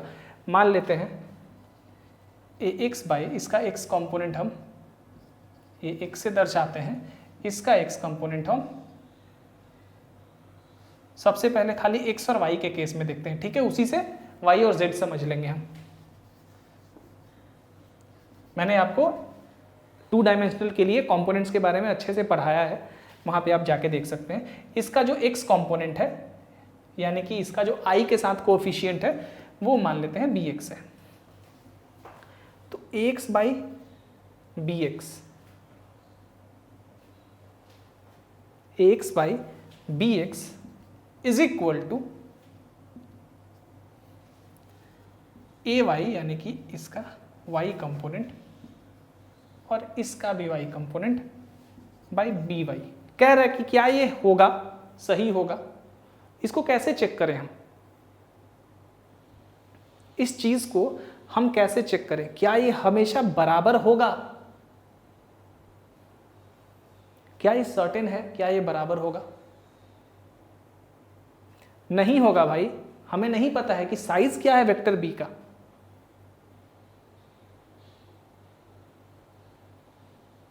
ठीक है, हमें नहीं पता है कि इसका साइज क्या है इस वेक्टर बी का। चलिए एक एग्जांपल लेते हैं हम। वेक्टर ए लेते हैं, कोई वेक्टर आई प्लस 2j, 2 डायमेंशन का वेक्टर। वेक्टर अब हो सकता है, अब इसके पैरेलल एक वेक्टर लेंगे b, तो b is equal to lambda into A होगा। चेक करते हैं। अभी मान लीजिए मुझे भी नहीं पता, मैंने कह दिया कि हाँ है या नहीं है, लेकिन निकाल के देखते हैं। b is equal to lambda into A होगा ये, यानी कि लेमडा इंटू कितना हो जाएगा, a कितना है i प्लस 2j।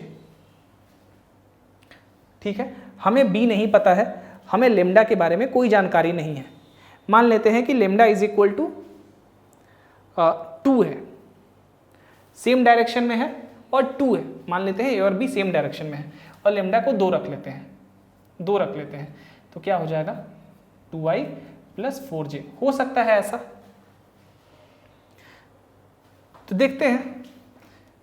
इसका स्केलर कंपोनेंट 1/2 और फिर 2/4, 1/2 और 1/2 दोनों बराबर आ रहा है यहाँ पे तो, लेकिन मैंने तो कहा कि नहीं आता है। चलिए एक और एग्जांपल ले लेते हैं। लेमडा को 3 रख लेते हैं, 3 रख लेते हैं, तब ये हो जाएगा b3i और ये 6j। तब भी देखिए a का x कंपोनेंट बाई b का x कंपोनेंट, a का x कंपोनेंट है 1, b का x कंपोनेंट है 3। उसी तरह इसका y कंपोनेंट और इसका y कंपोनेंट, इसका 2 और इसका 6, यानी कि ये भी 1/3। यानी कि भाई मैं गलत था। अगर वेक्टर्स कोलिनियर हैं, अब ये मैंने 2 डायमेंशनल के लिए आपको दिखाया आसान बनाने के लिए, 3 डायमेंशनल में भी करते, यहां z वाले को जोड़ देते तो भी ऐसे ही आता।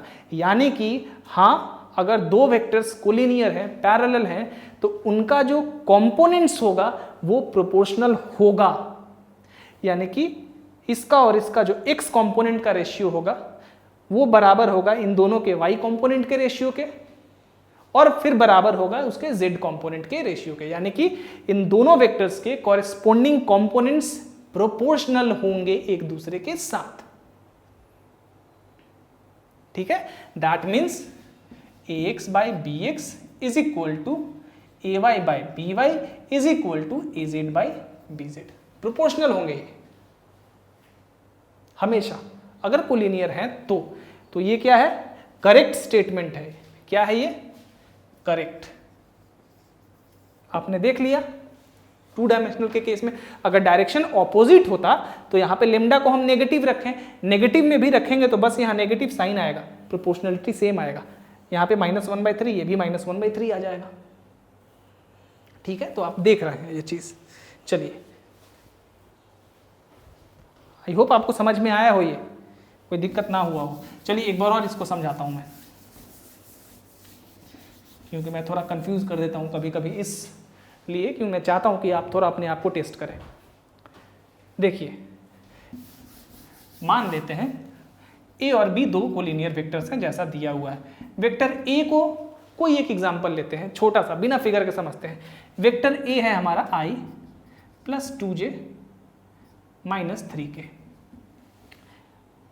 वेक्टर b है हमारा लेमडा इंटू वेक्टर a। मान लेते हैं लेमडा इज इक्वल टू 2 है, दोनों कोलिनियर है तो ये तो रिलेशन होगा ही। 4 लेमडा इज इक्वल टू 2, यानी कि सेम डायरेक्शन में होगा, तभी लेमडा का वैल्यू पॉजिटिव रखा है मैंने। तो लेमडा 2 होगा तो 2 इंटू आई प्लस 2j माइनस 3k, यानी कि 2i plus 4j minus 6k। ठीक है, अब a का और b का देखते हैं कि भाई x कंपोनेंट का रेशियो क्या आएगा। ax बाई bx क्या है, यहाँ पे इसका 1 है और इसमें क्या है 2 है। उसी तरह ay बाई by यहाँ पे क्या है 2 है और यहाँ पे क्या है 4 है, ठीक है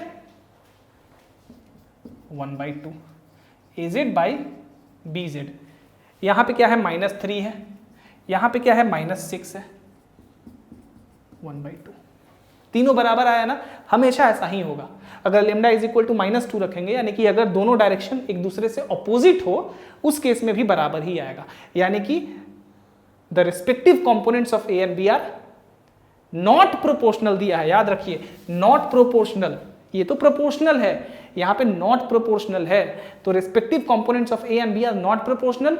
नहीं भाई, ये तो प्रोपोर्शनल होता है, तो ये गलत है, इनकरेक्ट है। देखिए इनकरेक्ट, मैं इस नॉट को नहीं पढ़ रहा था, माफ करिएगा। नॉट प्रोपोर्शनल, ये तो प्रोपोर्शनल होता है, तो कैसे लिख दिया है ये, यानी कि ये इनकरेक्ट स्टेटमेंट है, ठीक है। चलिए भाई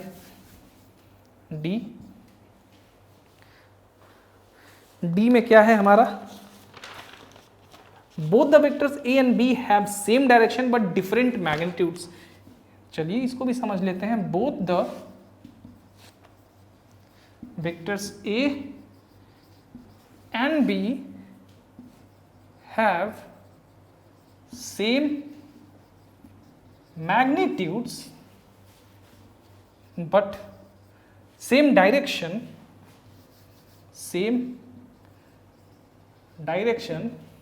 but different, गलत है भाई, different magnitudes। भाई कह रहा है कि दोनों ए और बी का सेम डायरेक्शन होगा, कैसे पता सेम डायरेक्शन होगा? हो सकता है कि ए बी के अपोजिट हो, कोलिनियर फिर भी होगा, ये ऐसे ही गलत हो गया। और अगर दो वेक्टर कोलिनियर है तो कैसे सर्टेनली कह सकते हैं कि डिफरेंट मैग्नीट्यूड्स होगा? हो सकता है सेम मैग्नीट्यूड हो, अपोजिट डायरेक्शन एक दूसरे से, उस केस में गलत है ये भी इनकरेक्ट है। That's it. 19 प्रॉब्लम है आपके एक्सरसाइज में। आई होप आपको सही से एक्सप्लेन कर पाया हूं मैं सब कुछ। और हाँ, कभी कभी किसी प्रॉब्लम में जानबूझ के मैं थोड़ा सा लंबा खींचता हूं ताकि आप खुद को टेस्ट करें, जैसे कि इस वाले केस में, या फिर इससे पहले वाला जो केस था 18 नंबर प्रॉब्लम में, ठीक है। तो थोड़ा सा अपने आप को टेस्ट करना सीखिए, ठीक है। और जब भी मैथ्स का लेक्चर देखना है ना, try to be patience a little bit. चलो भाई, ये हो गया हमारा एक्सरसाइज 10.2। आज इतना ही, क्योंकि काफ़ी लंबा क्लास हो गया है ऐसे ही। तो कल हम लोग डॉट प्रोडक्ट एक्सरसाइज 10.3 और कोशिश करेंगे कि क्रॉस प्रोडक्ट और उसके साथ एक्सरसाइज 10.4 भी खत्म कर लें, 2-2.5 घंटे या 3 घंटे का क्लास भी अगर हो तो उतना करके, ठीक है। So that's it for today. अब नेक्स्ट लेक्चर में करेंगे, और कल प्रोबेबली कल से कॉम्प्लेक्स नंबर भी शुरू कर देंगे, ठीक है, जो जनरल मैथमेटिक्स है हमारा। चलिए, थैंक यू।